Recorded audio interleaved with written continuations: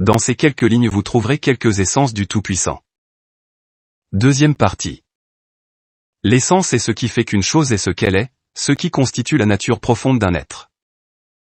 Tout-Puissant, toi qui as fait la terre, entends-moi, toi qui as fixé le firmament par une parole, et qui as affermi la hauteur des cieux par ton esprit, toi qui as appelé dès le commencement du monde ce qui n'existait pas encore, et ils t'ont obéi. Tout-Puissant, toi seul vis immortellement et indéfiniment, et tu connais le nombre total des êtres humains. Tout-Puissant, ce peuple israélite est celui que tu as élu, et c'est la nation dont tu n'as pas trouvé d'égal. Tout-Puissant, ta loi est la vie, et ta sagesse est la bonne direction. Tout-Puissant, tu as transmis ta loi par-dessus toutes les nations, à nous et à nos pères. Il y a donc une seule loi qui vient d'un seul, un seul monde et une fin pour tous ceux qui existent.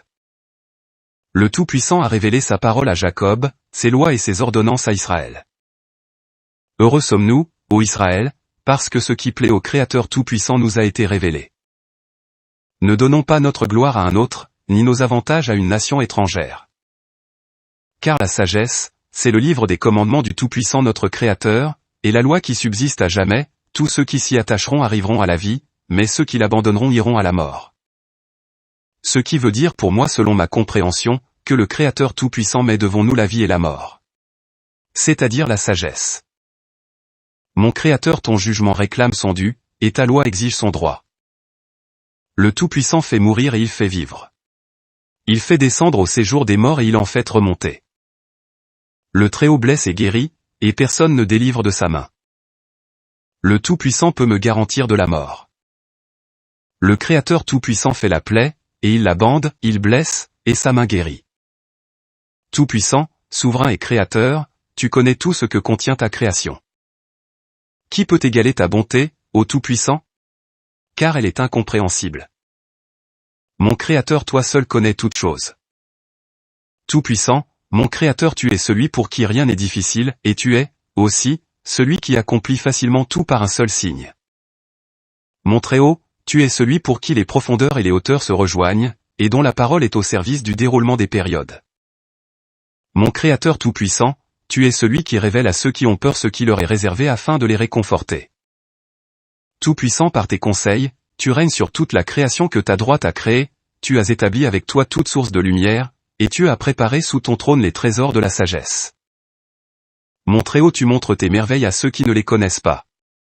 Tu fais tomber la muraille chez ceux qui n'ont pas d'expérience, tu éclaires ceux qui sont dans les ténèbres, tu révèles les secrets à ceux qui sont irréprochables, à ceux qui se soumettent à toi et à ta loi dans la foi.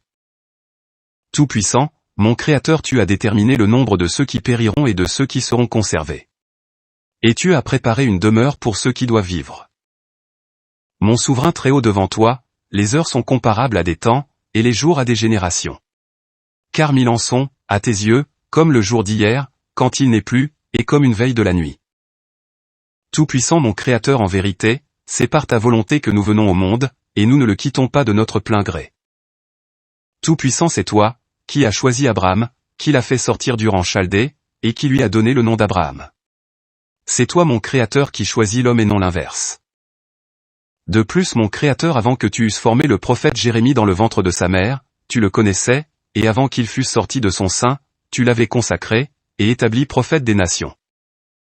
Tout-Puissant, tu connais d'avance les alignements du monde et ce qui arrivera dans les temps que tu as fait naître par ta parole. Contre les œuvres des habitants de la terre, tu accélères le commencement des temps. Mon Créateur Tout-Puissant, toi seul connais la fin des temps. Tout-Puissant, qui est capable d'imiter tes miracles ou qui peut comprendre tes pensées profondes concernant la vie? Mon Créateur, qui peut sonder ta miséricorde illimitée et ton pardon infini? Mon Très-Haut, qui peut comprendre ta sagesse? Tout-Puissant, qui peut décrire les pensées de ton esprit? Mon Créateur, qui parmi ceux qui sont nés, peut espérer acquérir une telle connaissance, si ce n'est ceux envers qui tu es compatissant et bienveillant? Tout-Puissant mon Créateur, si tu n'étais pas miséricordieux envers les hommes, hormis ceux qui ont été inclus dans le nombre fameux, ceux qui sont sous ta droite, n'auraient pas pu y parvenir. Tout-Puissant mon Créateur, toi qui nous as créés, et nous n'avons pas observé tes commandements que tu nous as ordonnés. Néanmoins, tu ne nous punis pas comme nous le méritions. Mon Créateur Tout-Puissant, si tu ne nous juges pas selon la largeur de ta miséricorde et de ta grâce infinie, malheur à nous tous qui sommes nés. Parce que tous ont péché et sont privés de ta gloire. Le Tout-Puissant envoya son ange Sarazaël, qui lui dit, « Lève-toi, Noé, et plante le sarment de la vigne, car ainsi parle le Tout-Puissant, son amertume se changera en douceur, et sa malédiction en bénédiction, et ce qui en sortira deviendra le sang du Tout-Puissant. Et de même que par lui le genre humain a obtenu la condamnation, de même par son Messie il recevra en lui le salut et l'entrée au jardin d'Éden. Le matin et à midi et au soir du jour, il est bon de chercher le Tout-Puissant pour glorifier l'auteur de toutes choses. Le Tout-Puissant appela toutes les bêtes de la terre et tous les reptiles de la terre et tous les oiseaux ailés, et il les amena devant notre Père Adam pour qu'il leur donnât des noms à tous sur la terre. Et le Tout-Puissant les laissa auprès de lui, et il les lui soumit tous et en fit ses inférieurs. En second lieu, il les rendit également muets, en vue de toute soumission et obéissance à l'homme. Car le Créateur Tout-Puissant fit l'homme maître de tous ses biens, sur eux, il n'y aura pas de jugement pour toute âme vivante, mais pour l'homme seul. Pour toutes les âmes des bêtes, il y a dans le grand siècle un seul lieu et un seul parcelle, un seul package.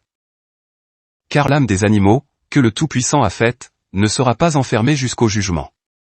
Toutes les âmes accusent l'homme. Celui qui paie mal l'âme des bêtes est inique pour sa propre âme, mais qui amène un sacrifice de bête pure, c'est guérison, il guérit son âme, et qui apporte un sacrifice d'oiseau pur, c'est guérison, il guérit son âme. Distribuez les livres d'Enoch à vos enfants, et vos enfants à leurs enfants, et à tous vos parents et dans toutes vos générations, à ceux qui ont la sagesse et qui craignent le Tout-Puissant. Et ils les recevront, et cela leur plaira plus que toute nourriture excellente, et ils les liront et s'attacheront à eux, tandis que les insensés qui ne connaissent pas le Tout-Puissant ne les recevront pas, mais les repousseront, car leur joug leur pèsera. Heureux qui portera leur joug et se l'attachera, parce qu'il le trouvera au jour du grand jugement.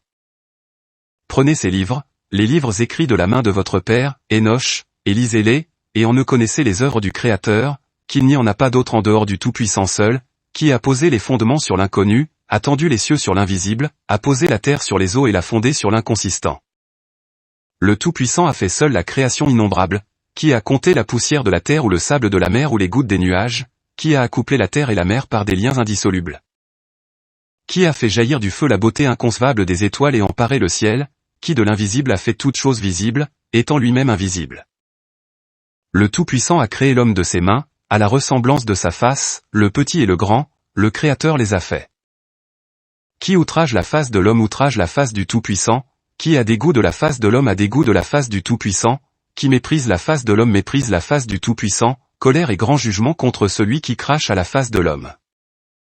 Heureux qui dirigera son cœur vers tout homme en sorte de porter aide à qui est jugé et de soutenir qui est brisé, et de donner à qui est dans le besoin, parce qu'au jour du grand jugement toute œuvre de l'homme sera restaurée par l'écrit. Heureux celui dont la mesure sera juste et les balances justes, parce qu'au jour du grand jugement toute mesure et tout poids et toute balance seront exposés comme sur le marché, et chacun connaîtra sa mesure, et selon cette mesure il recevra son salaire. Au Tout-Puissant notre Créateur appartient la justice. Tout-Puissant mon Créateur tu es unique. Nul ne peut t'égaler. Nul n'est comparable à toi mon Très-Haut.